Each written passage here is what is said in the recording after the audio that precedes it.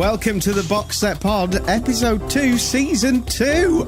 Yes, we ask you, as usual, to recommend us to a friend. If you know somebody who loves TV, who's that person who's always recommending to you to watch something? Well, maybe you should tell them that you've got somebody else recommending things to you, and that is us. We will do our best to make sure that you don't wander blindly into a box set that is no good for you. Today, a very special Box Set Pod. So my whole life, I'm Howell, this is Jamie. Yeah. My whole life I've been a huge fan of the Muppets. I studied directing at university and I did a dissertation on the Muppets. Did a dissertation in part on Jim Henson, who is just one of my heroes. You got a third, didn't you? I got a 2-1, just a couple of points off our first. And I love him. And this is probably the closest I'll ever get to interviewing Kermit the Frog. We would like you to welcome a real-life puppeteer who has some experience in the Muppet world, Andrew James. Good morning, Andrew. Good morning, it's Andrew James Spooner. Well, I was about to say that. I was about to correct myself because your name on Twitter is my favourite name, which is The Only Spoon. I've got to say, I was really pleased when I got that. Yeah, I bet. As if no one else has got the Only Spoon before you. No, well, initially I was looking for, I'd just seen The Matrix, I think, so I went for There Is No Spoon. And that was taken, so I went, well, The Only Spoon seemed the logical one, so there we go. And nobody else had it, so I nabbed that one pretty quick. Fair play. So, if you don't mind me asking, Andrew, how old are you? I'm 44 as of Tuesday. 44? Oh, right. Happy birthday for Tuesday. Yeah. Thanks, guys. So if you're 44, you're 10 years older than us, which means you would have been aware more than us as a child. Mm-hmm. You would have been probably about 10 when things like The Dark Crystal and Labyrinth came out. Is that right? Yeah, that was about right. I mean, I was... I guess I was that archetypal kid of the 70s, really, because I was born in 71, which meant when things like the Muppet Show and Star Wars and all that kind of stuff hit, I was kind of like 6, 7, 8. Yes, the Muppet Show. The Muppet Show began late 70s. Then was it? It was about. I would say because I'd say about 77 in the UK, right? Something like that. So yeah, that hit big. Obviously, when you were a kid in the late 70s, and my whole life at that point revolved around three things. That was Doctor Who, Star Wars, and the Muppets. Yeah, wow, what a childhood. There was nothing else. I would say they're the three biggest box sets on the planet, actually.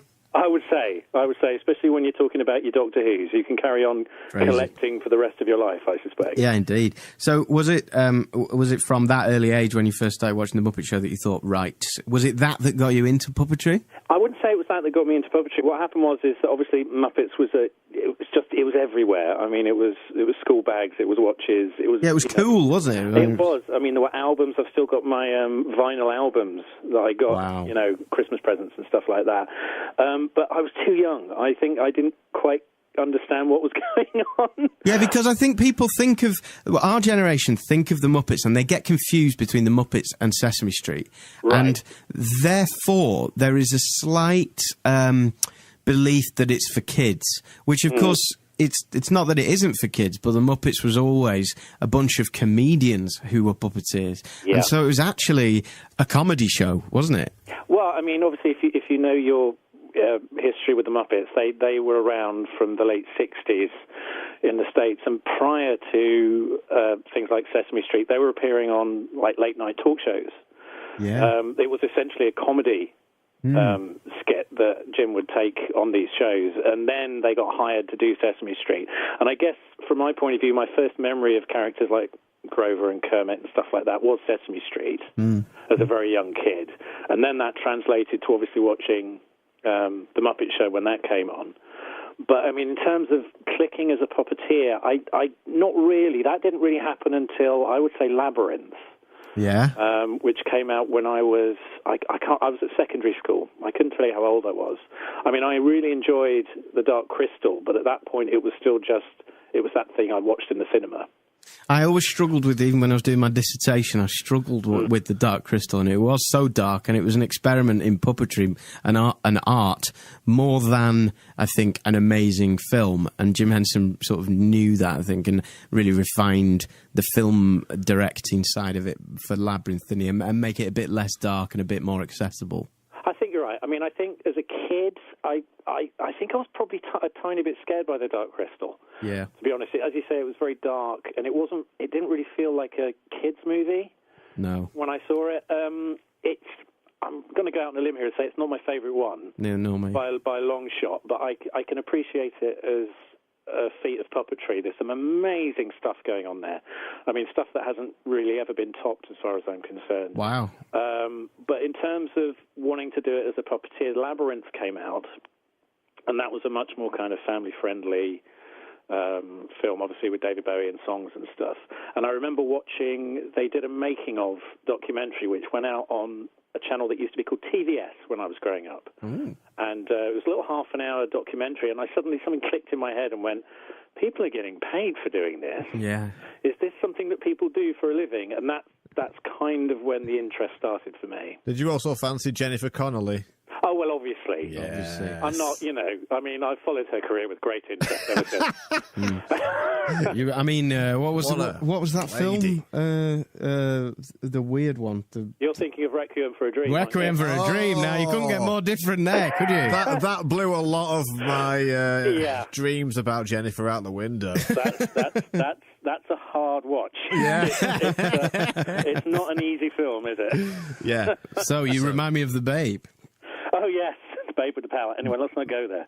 I know I had a little cassette of that soundtrack in my car, which I've still got. Right, let's do it. Are you ready? I'm going to be the first one. Okay, it's been a while, but go on. You remind me of The Babe. What Babe? The Babe with the Power. What power? The power of voodoo. Who do? You do. Do what? Remind me of The Babe. Yes! Hey, nailed it. That's it. I can die happy. You know, one of my favourite stories, I don't know if this is in the making of, did you know the bits in this film where David Bowie's like spinning those crystal balls in his hand? Oh, right, yeah. That's not really his hand, that's somebody else's hand doing it. Yeah, it's a mime guy or a juggling guy called Michael Motion. Yeah. Who, I mean, that was amazing because you completely sell it in the film. Well, whenever I see it now, I just think there's some guy behind David's back just spinning a couple of balls. That's great. I love stuff like that because now it would all be CGI and boring. Yeah, absolutely. And it wouldn't look as good. It wouldn't. And I'm so glad the Muppets have returned. But let's get on to that. So, what was your first experience then as a puppeteer? What was your first puppet? Oh my gosh, my first puppet. That's a tricky one. Well, I came at it. The thing about puppeteers is we're a fairly odd bunch. we come at it from various different directions, and I didn't really see a way into puppetry. So I went into acting. So I went off to drama school for 3 years. Oh, which one did you go to? I went to Guildford School of Acting in Guildford. I went to Rose Bruford, not far away. Oh, right. They didn't let me in. Rose Bruford didn't want me. Yeah, they only accept the best. Yeah. I liked it there, but they didn't let me in. No, and I came out of that 3 years going, I really like performing, but I'm not sure I really want to be an actor because I'm not comfortable being on stage myself. And it was then I just thought, well, I'll write. I got the address for the Jim Henson Creature Shop from a friend of mine who had it for some strange reason. And I just wrote them a letter, cold letter saying, I really want to be a puppeteer. I mean, it's a dreadful letter. I've got a copy of it. I would have thrown it in the bin, quite frankly, if I'd seen it. But they were auditioning for the first time in about 8 years. And I just happened to write at exactly the right point. So they called me in to do an audition. And what they were doing, and we didn't know this at the time, was they were gearing up for Muppet Treasure Island, which was going to happen about a year later. And it was kind of like, it was a 2-week audition, and it was a bit like the X Factor in that you all went in there, and at the end of each day they would read out some names. And if they read your name out, you would stay until the next day. And this just kept going on and on and on for 2 weeks. And I survived. I managed to get there, and I was there for the final week. There was 8 of us in the final week. And, that was really where the relationship with Henson started, because I started doing commercials and little jobs here and there. And my first puppet, well, actually my first ever job was on Spinning Image. That was my first ever paid job. Really? Yeah. Wow. Because the gene pool of puppetry is quite small in the UK. If you get in at Henson's, then you know a lot of people that work on other TV shows. Yeah. And they were doing this would have been 1994, they were doing a New Year's special. And they needed extra puppeteers, so I just got the call to go in for a week to work on Spitting Image, which was Wow, and what fantastic. were you playing? My first ever job, I was thinking about this the other day, I was the right hand on Charles Darwin. Wow. On a Darwin gag, so, topical. Yeah. Wow. That was my first ever moment on screen. Amazing. And then you actually worked on Muppet Treasure Island. Yeah, I got the call about 6 months to a year later. This would have been April '95 when we started shooting that at Shepperton, and they asked me in for a week. And we were shooting lots of scenes that were in you obviously know the movie. Yes. The big dock scene where they're getting on the boat at the beginning of the movie. Yeah. They were shooting all of that stuff on one of the big stages up there, and I was there for a week. Wow. And that was it. I was pleased. I was there for a week. I thought, this is fantastic, and I did my week, and I was leaving. And one of the production manager came up to me and said, "Can I have a quick word, Andy?" And because of the nature of my personality, I was like, "Okay, what have I done wrong?" Yeah, I'm going to get fired. And that's just who I am as a person. Yeah. But then he took me to one side and he said, I think we might be able to offer you about 10 weeks' work if you're interested. Oh, my lordy. I'll do it for free. If I'm interested. That was the line that... Did you play it cool? Did you Oh, yeah. I was like, well, let me just check my diary. No, yeah, of course I wasn't. I just said yes immediately. Wow. So I was there for pretty much the whole shoot in Shepperton. That was the summer of '95. And it's kind of like the benchmark, that movie. It's the one job I kind of judge everything else by because Really? it's such a fantastic time. Yeah. Now wasn't that the film after Muppets Christmas Carol? That was the one directly after Christmas Carol. Yeah. Okay, so it was the second one that Brian Henson directed. Was he directing? That's right. Still? Yeah, that was the second one that Brian directed. So Jim died, and then Brian did Christmas Carol, which of course is the greatest film ever made. Yeah, I don't think anybody would disagree with that. Yeah, and then this was the follow-up. So it's seen as a follow-up. It's like the expectations were so high that I think it's not seen as standing up to the standards of Christmas Carol. But when you look at it on its own, it's still a really good film. Yeah, I know. I would agree with that. I mean, it's one of those things where it's difficult because when you're involved in something and you've got the memory of shooting it, that is so tied up with how you perceive the movie when you watch it. Yeah. When you watch it, you're just going, oh, I remember that day. That was the day when XYZ happened. So you're not really watching it as a standalone entity. So I can't really judge it. Yeah. I like it. I remember when we first saw it, we had a cast and crew showing. I felt it dipped a bit in the middle. Yeah. There was quite a long period in the middle where it was a bit talky and there wasn't much going on. But, yeah, I think it's a great movie. I think if you go back and you watch it now, as you say, as a standalone, Yeah. I think it stands up really well. I think it hasn't particularly aged. There's some good set pieces in there, and same with Muppets in Space. I just think that it really was. The Christmas Carol was such a good movie that it was so difficult in the sort of 10 years following that. It was so difficult to live up to it. Yeah, no, I completely agree. When you've kind of hit that, benchmark in terms of the way something is received, you can almost never quite, catch a lightning in a bottle twice. No, exactly. We were always kind of disappointed, I think, some of us, that they never kind of carried on with this idea of doing adaptations of classic novels. Yeah. Because we always felt that was a really rich vein. Yeah. We were looking. We would sit around and go, "Well, what do you think they should do next?" And my personal favourite was always going to be Muppets Robin Hood. Yes. That's perfect. That is perfect. It blends itself with Kermit as Robin Hood, Piggy as Maid Marian. Oh, yeah. Jack Nicholson as the sheriff. I don't know, something like that. It would be absolutely fantastic. Or the Three Musketeers. That was another one that kind of. We could do a great Animal Farm. I mean, they're already. That's a bit dark. Yeah. Now, a friend of ours called Ian, who does a lot of jingle voices for us and stuff, he's an actor. He was one of the, not an extra, he was there for a long time. He was one of the singing chorus in the prison in Muppets Most Wanted recently. Oh, fantastic. So you probably brushed past each other at some point. Probably did. But you worked on that as well, didn't you? Yeah, that was just a phone call again out of the blue, because I had taken some time off to have a family and just kind of recalibrate, because it's a difficult business puppetry. It's not something you do all the time. Yeah. So when you have a young family and stuff, you tend to start thinking about, maybe I should get a proper job. Yes. Maybe I should grow up and do something serious. And I'd literally just made that decision. I was going to go out and start looking for a career. So I don't know how you're supposed to do that.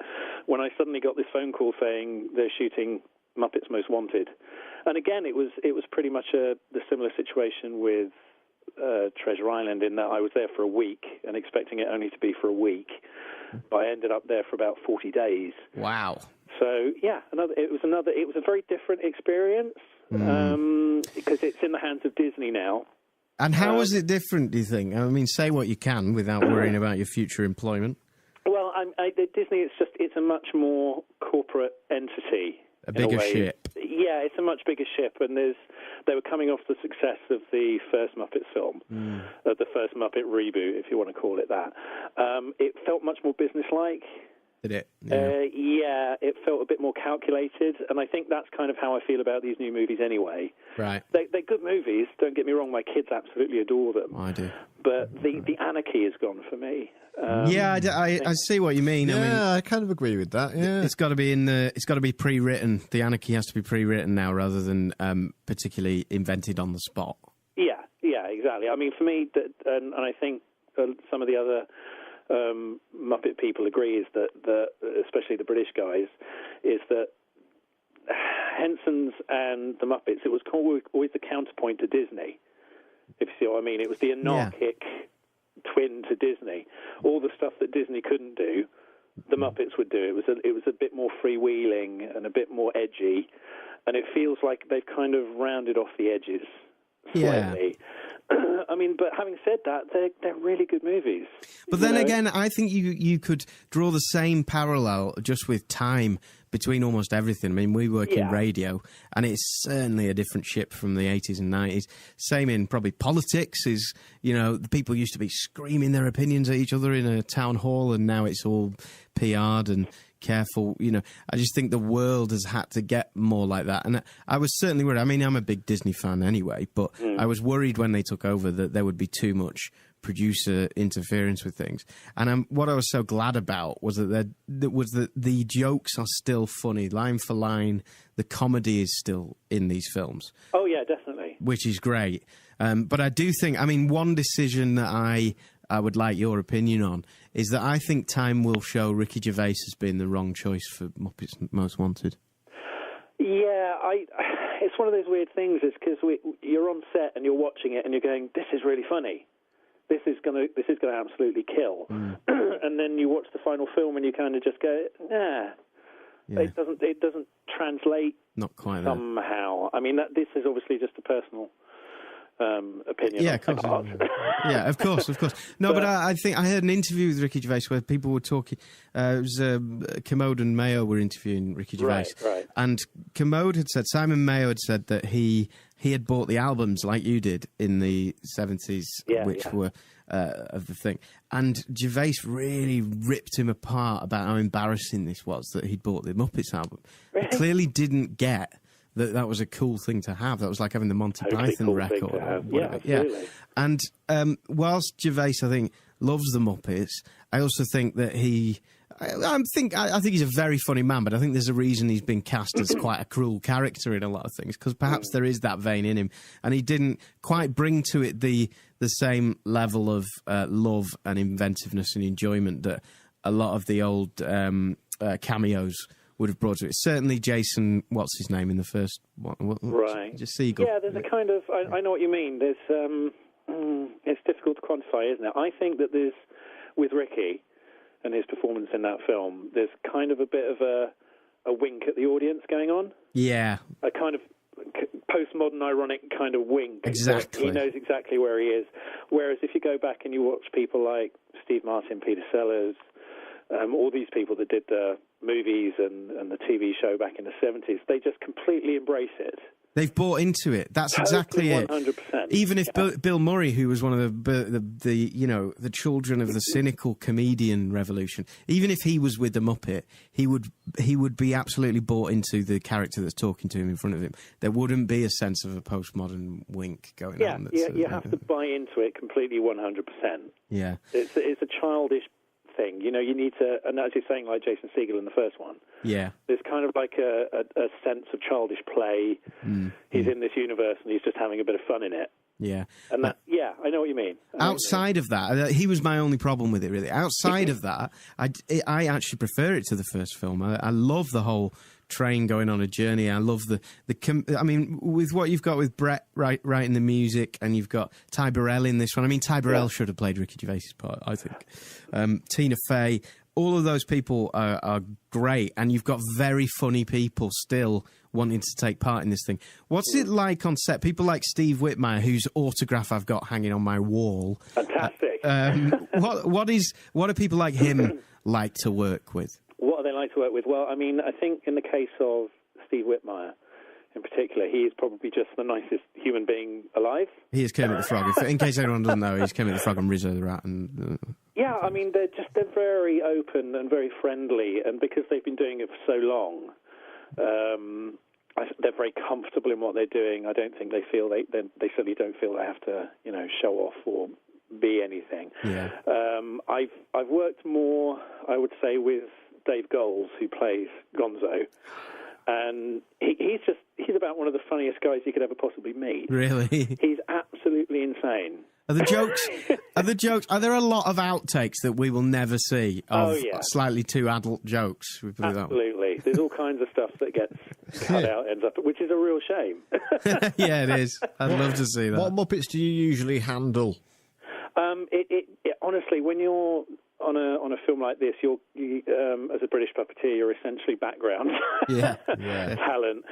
So it could be anything from day to day. I mean, I guess the favourite one I've ever done is Animal. Animal's just fantastic. Yes. Wow. But I mean, over the years, I've done Kermit, I've done Gonzo, Fozzie, Piggy. I've done most of the main ones at some point or other, even if it was just a 2-second shot here or there. So, we work in this in these worlds where where it's the glass ceiling effect of it. You walk into a building and the first time you walk into a radio station, it's the most awe-inspiring, terrifying thing, and then it becomes as comfortable as your living room, and then it becomes a workplace. Yeah. With working with the Muppets, is there still, when you're holding Kermit, is there still a part of you that goes, "Oh my God, I'm holding Kermit the Frog"? Oh God, yes, I'm screaming that in my head all the time when it's happening. because it honestly, it doesn't happen that often. Yeah. I've done it maybe 2 or 3 times in my career, and it never goes away, especially with something like the Muppets. It just can't, because the longest you're there is maybe 4 or 5 months. In my case, every 8 years. Yeah. But it never goes away. I mean, there are other jobs that you do where you go in and you start, especially TV jobs, and it's all really exciting. But then after about 8 weeks, you're tired. They're long days. It does just become a job. Yeah. But I mean, that's part of the challenge. It's coming into work every day and with that tiredness, but trying to make something happen, trying to make something magical happen. I guess that's when the craft and the skill comes in. Yeah. There's still a great sense of camaraderie amongst the cast in the Muppets. Oh, definitely. I mean, it's such a, especially the main guys, it's such a select group. Yeah. That you can't not have that sense of community. Do you think they're happy at the moment? Do they seem like they're still quite happy with the merger and all? I mean, there's so much going on. They've just shot a pilot for a new Muppets TV show in the States. Yeah, it's going to be like a mockumentary, isn't it? It's on like ABC or something like that. Yeah, isn't it? I mean, there's all kinds of rumours kind of circulating about it at the moment. I know a couple of people that were on it, and they're not saying anything. So we're just going to have to wait and see. I mean, I've heard all kinds of things like Muppets crossed with The Office, which makes me wince slightly. Yeah, it could be a problem. But I mean, if it's like a behind the scenes thing like they used to have on the Muppet Show, that might be quite good fun. But that sounds like a mock of a mockumentary, which could be great. I mean, if anyone can pull it off, it's the Muppets, I suppose. Yeah, I mean, let's face it, it's the Muppets, and they're front and centre again, and they're doing stuff. So that's just fantastic. do you feel like if you were living in America, you'd have a lot more, especially in Hollywood, I suppose you'd have a lot more work? I guess so. I mean, there's that element because they've come over here a lot, and I feel like I know some of these people a bit, and I'm sort of in contact with them via email and stuff like that. You're always hearing about all the stuff that's going on over there, and obviously because of the nature of LA and Hollywood, there's a lot of stuff going on there all the time. And yeah, I've had that thought occasionally. Maybe I should move out to LA. Maybe I should, take my chances. But I'm happy where I am. Yeah, I wouldn't bother. And I mean, when you look at the history of the Muppets, actually the vast majority have been in Britain. Yeah, absolutely. I mean, all the original movies, apart from, I think, Muppets in Space. Right. That was shot in Canada, as far as I know. But yeah, I mean, certainly all the TV show and the original movies were all shot in the UK, so they've got a long-standing history. Brian Henson's doing his own thing now, isn't he? So he sold off the company, and then he's got his own. It's like an adult Muppet thing, isn't it, that he's doing? That's right. They sold off the rights to the Muppets, the characters from the TV show. Yeah. But they still do puppet-based stuff in the States. They did a show a year ago called Jim Henson's Creature Shop. Oh, yeah, that was it. Yeah. It's kind of like a face-off kind of weekly challenge, one of those TV shows, which was, again, I thought it was really, really good, but ran for a season and then got cancelled, so that's really irritating. But they do this thing called Puppet Up, which is a stage show which they tour around the world with. And actually what you were saying earlier about all the outtakes. Yeah. That you get on a Muppet movie. It was kind of trying to find a way to take all that kind of stuff that happens, but present it to an audience. So they kind of came up with this. It's kind of like Whose Line Is It Anyway, but for puppets. Right. Where the audience will throw suggestions and they'll do sketches and stuff. And yeah, it's really. They played it in Edinburgh a couple of years ago.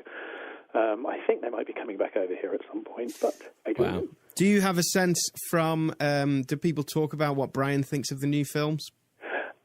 Yeah, I mean, we all talk about I wonder what he thinks, but none of us know. Yeah, right.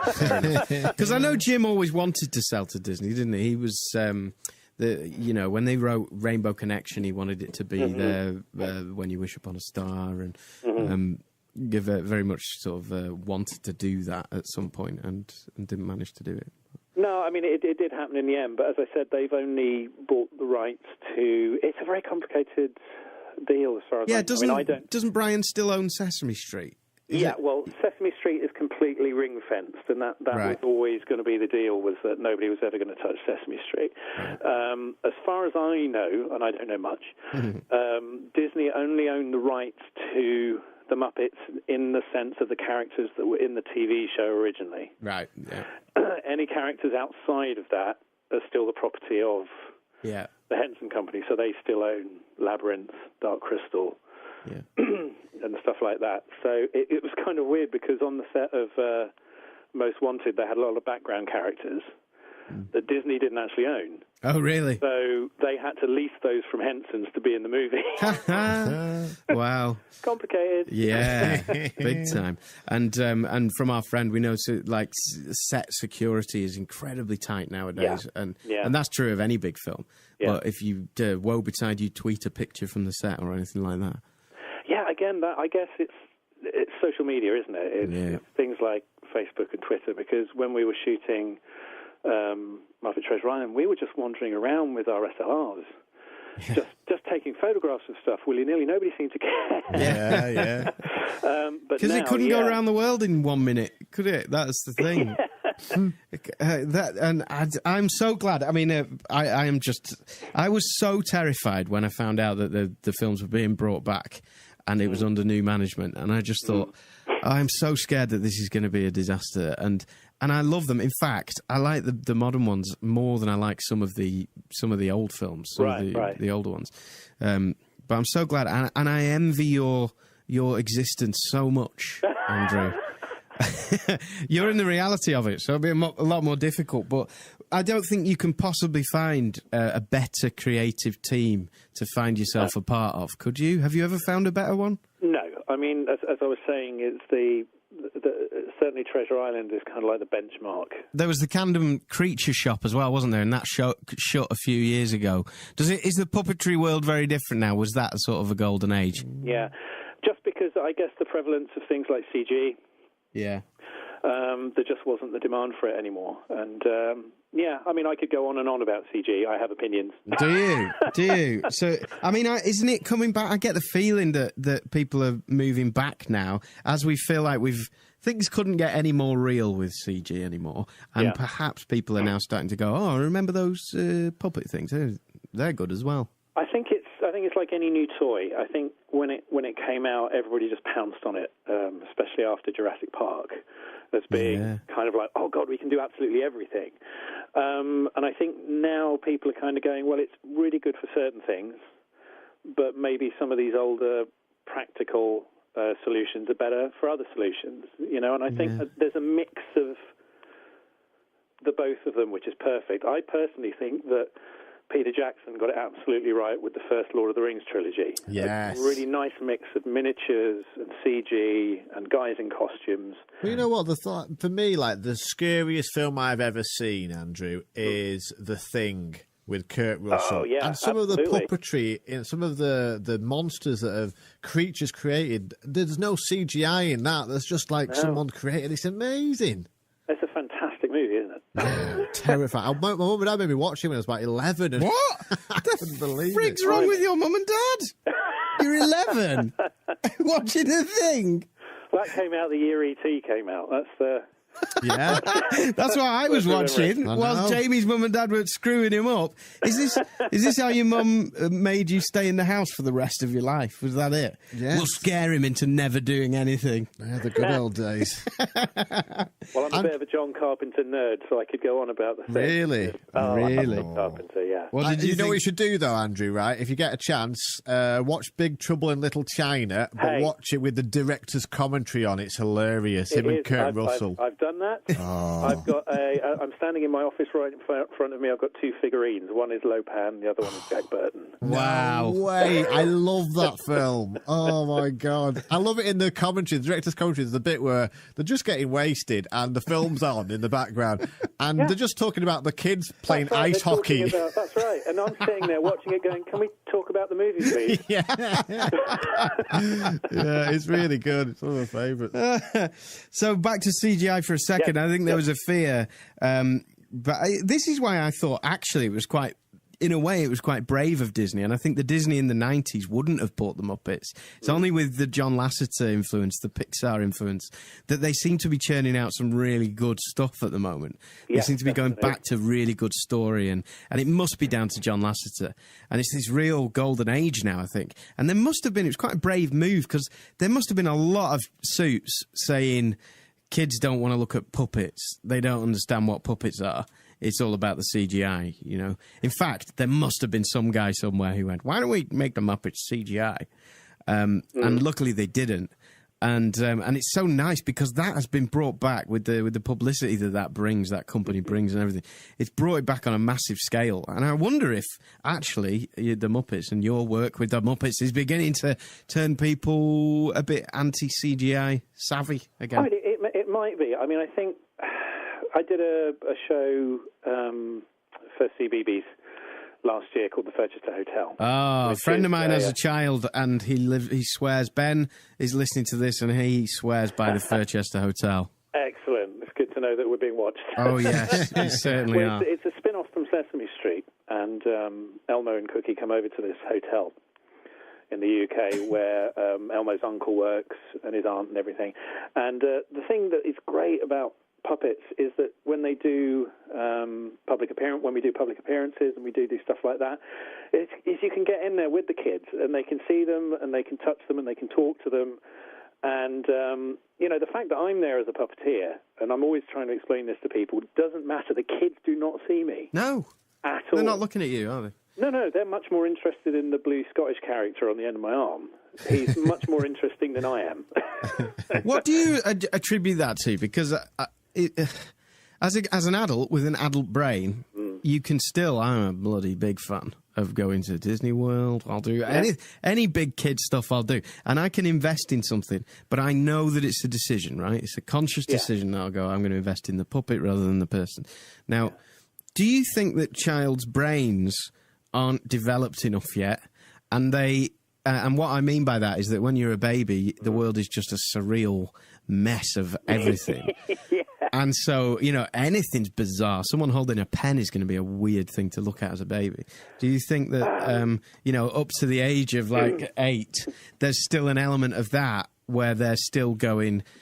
They've still got the innocence to go, this is real. I suppose I'm asking you, do you think they actually think it is real on some level? I think they think it's... I've obviously got first-hand experience of this because I've got a 6-year-old daughter.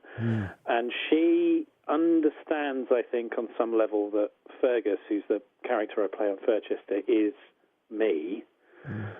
But he's also a separate entity that she watches on the television once a week. She kind of, it's kind of weird as an adult trying to decipher a 6-year-old's brain, but she kind of lives in this weird kind of hinterland where it's a puppet, but it's a real thing as well. Yeah, so there's no way she could understand that you work with it. There's no way you could say, I am Fergus. I could, and I think, honestly, on some level, she gets that.